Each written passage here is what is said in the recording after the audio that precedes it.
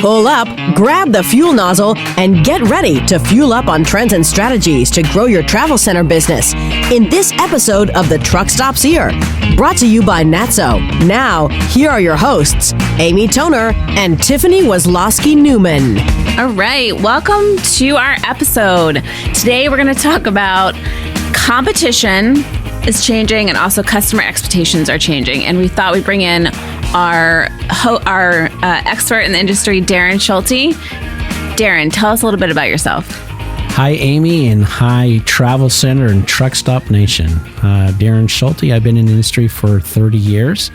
Right out of college, went to work for a wonderful company called Love's Country Stores, and then went to work for another company called Amretta Hess on the East Coast, and then petrol stopping centers, and then ended my career essentially in that industry working for a distribution company. And I've been with NATSO since 2012. Okay. I think, Tiffany, you have our first question.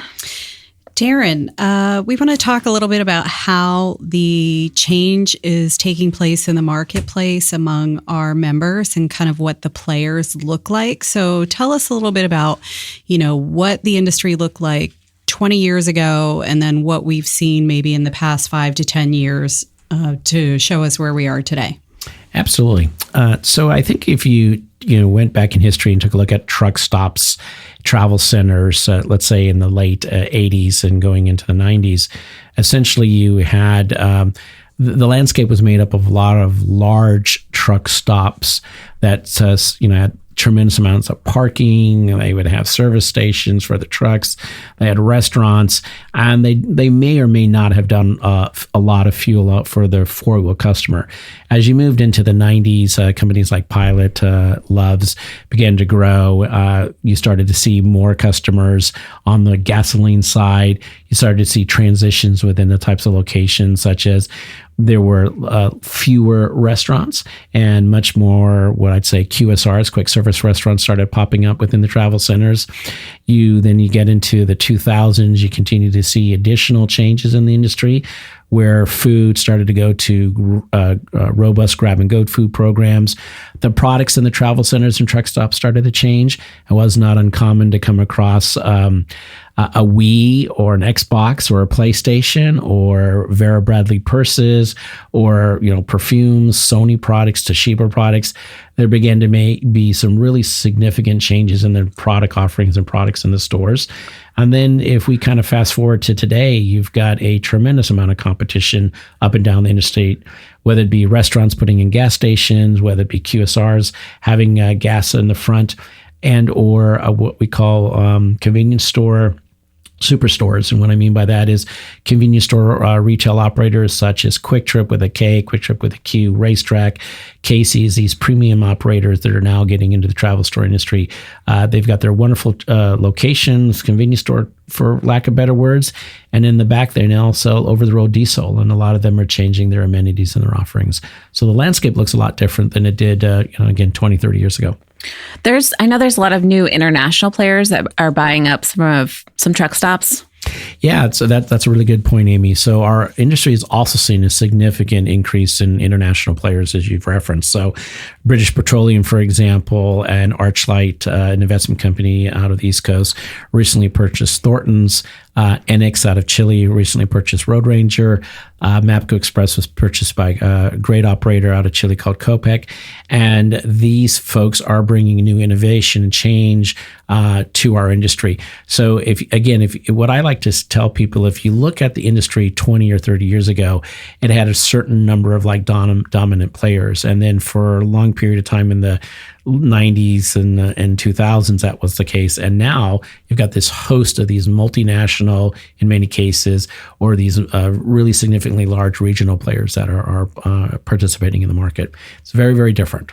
Do you feel like they have expertise in different areas than U.S. operators? I do. The international operators, I think, have their own expertise. Like, for example, one of the things that I was impressed when I see their operations overseas is how they manage their SKUs, how they manage the customer experience, and so forth.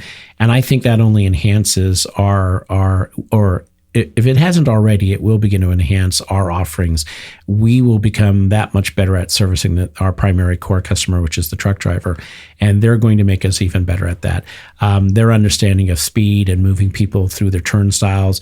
I think, again, some of these convenience store operators that are getting into our market are experts at that, and that's only going to benefit the truck driver. Focus on speed, cleanliness, focus, which our industry is always focused on. It's always been important to us. But these folks are going to make us step up our game that much more. Is that what you mean by customer experience in terms of like how they move through the store and what they experience? Or can you expand on that a little bit? Absolutely. I think, a customer experience begins, believe it or not, even when you're driving down the road to find a truck stop or a travel center. How easy it is to find. Is that truck stop? Does it have, your traditional billboards? Do they have the more modern stuff? Like, are they in apps like Allstay? Is there Google Maps up to date? Or all that information. So that kind of starts the process. When you exit, is it easy to get in and out of that truck stop?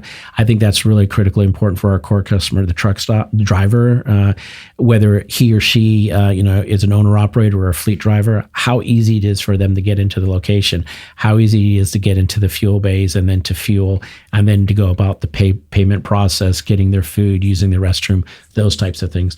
All combined, I think in today's modern travel center and truck stop, you have to really take a look at the whole picture. And that entire experience, I believe, leads to improved sales, improved profitability when you're making that entire focus.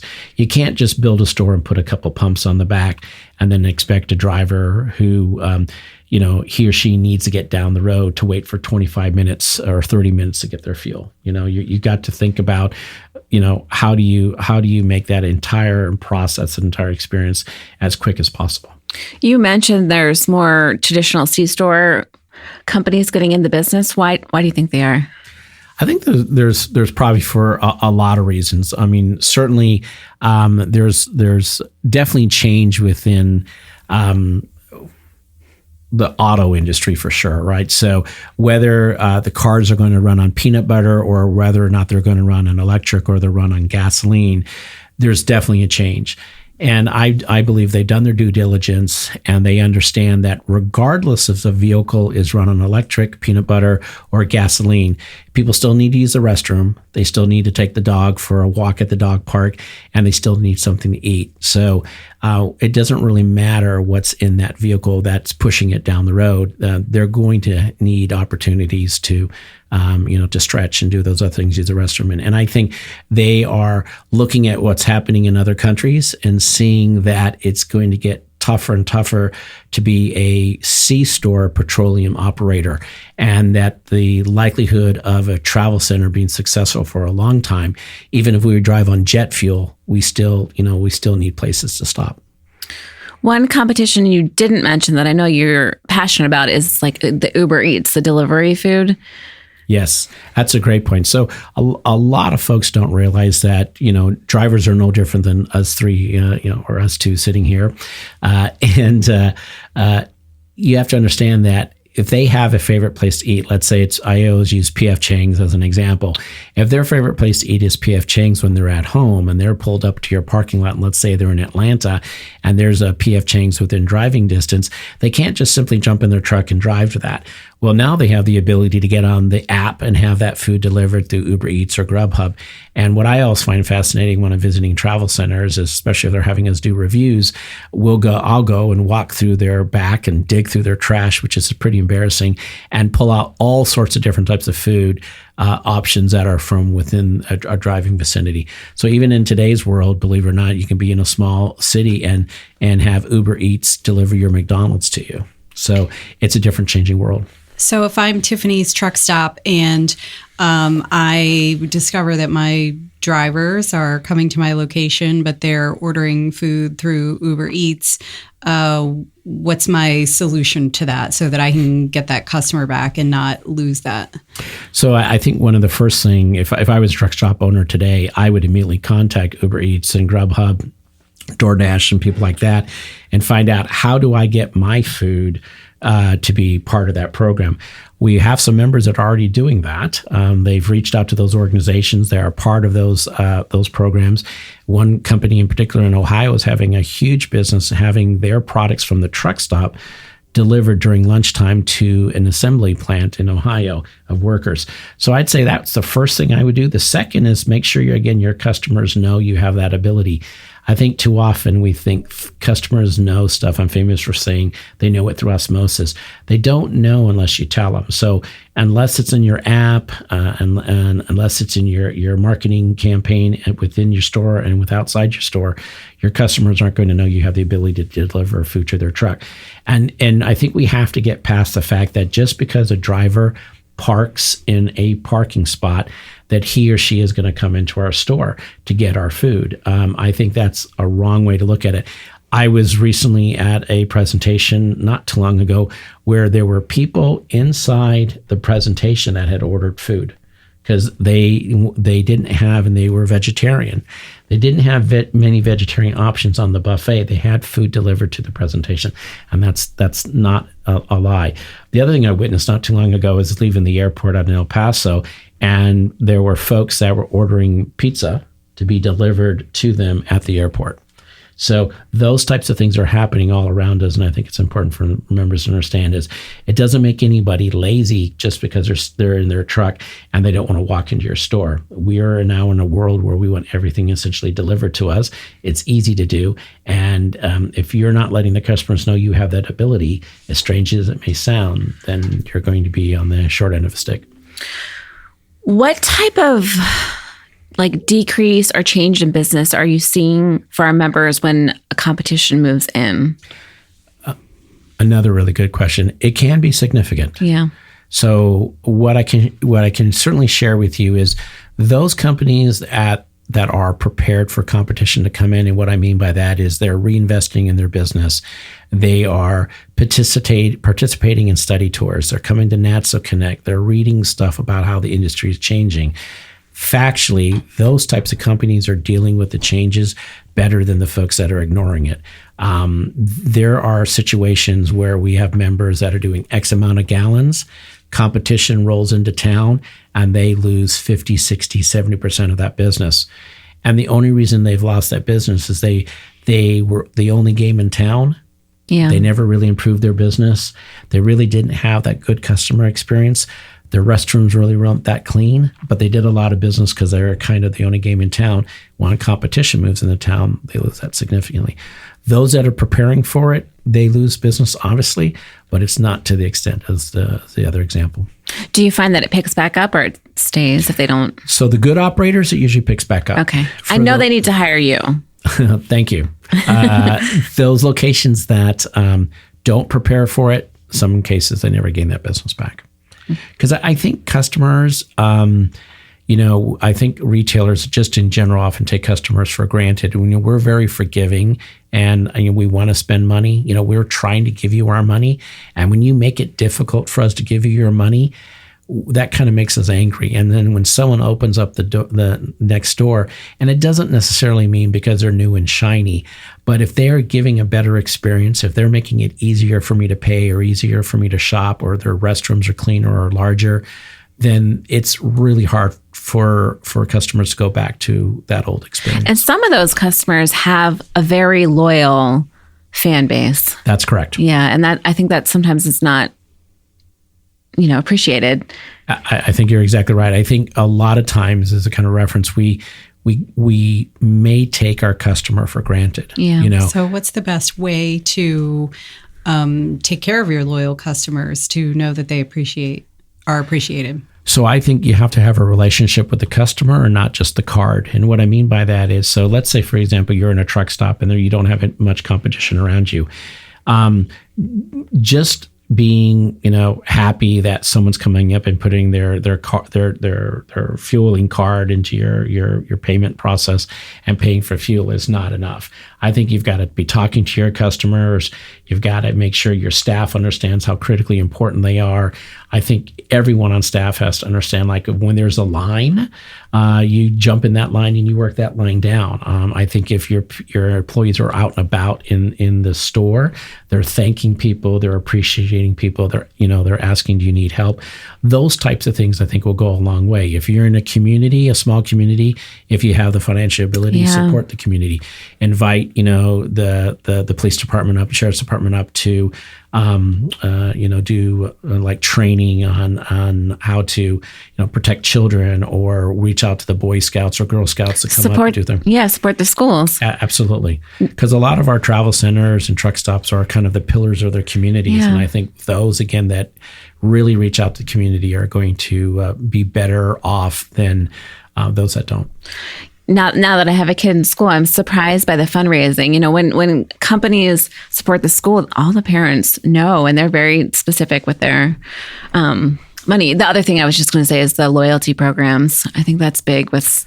I do. And in fact, touching back to how amazing truck drivers are, when you think about giving, it's amazing what truck drivers give, like during these events, whether it's St. Jude's or is it St. Christopher, I believe, things like that. And drivers appreciate that. And again, when you see folks bringing out the Girl Scout cookies and the Boy Scouts doing some things, and you see the drivers' faces, it's quite amazing to see. I mean, they're very appreciative, because that a lot of times people forget that they want to participate and they want to help as well.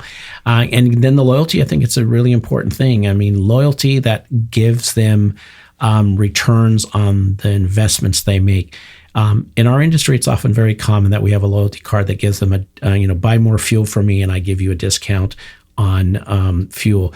But they forget, for the truck driver, there's, especially the owner operator, the entire process of stopping at a truck stop, buying fuel, potentially taking a shower, maybe getting his truck repaired, is all a cost to them. And the forward-thinking retailers with their loyalty programs are offering benefits for all of that process. They're saying, thank you, Mr. Truck Driver, for spending $600, $700, $800 with me, and we're going to offer you loyalty points or purchases, whatever the right terminology is, on all of the money you spend with me. And I think loyalty tied to apps, again, making it easy for them to pay, not having them stand in line to print out a coupon, or making that whole process seamless and frictionless, is something that drivers really appreciate. All right. Well, we're going to transition to a segment. You've already answered my fast fail question. So today I'm going to ask you, Darren's truck stop, what would it include? Wow, great question. Darren's Truck Stop. Incredibly large restrooms for both male and females. Robust grab-and-go food programs, hot and cold. QSR to something like a Blaze Pizza. And then a restaurant, which is more like a bistro, fast casual, smaller in size, that would satisfy folks' breakfast needs that want to sit down and have a nice breakfast in the morning. And lots of angled fuel pumps. And easy access and easy exits for both the cars and the truck stops. Trucks. Big piles of Twinkies. Tons of Twinkies, and only Coke Zero in the cooler. Perfect. All right. Thanks for coming today. It's really great to have you, Darren. Thanks to everyone who listened. You can find us at thetruckstopshere.show, and you can learn more about Darren. When that competition comes in, you should go to travelcenterprofitdrivers.com to learn about all his services. Thanks, Amy. The Truck Stops Here was brought to you by NATSO, the association representing truck stops and travel centers. Visit natso.com for more information. The Truck Stops Here is produced by NATSO in collaboration with Human Factor. Producers are Amy Toner and Darren Schulte.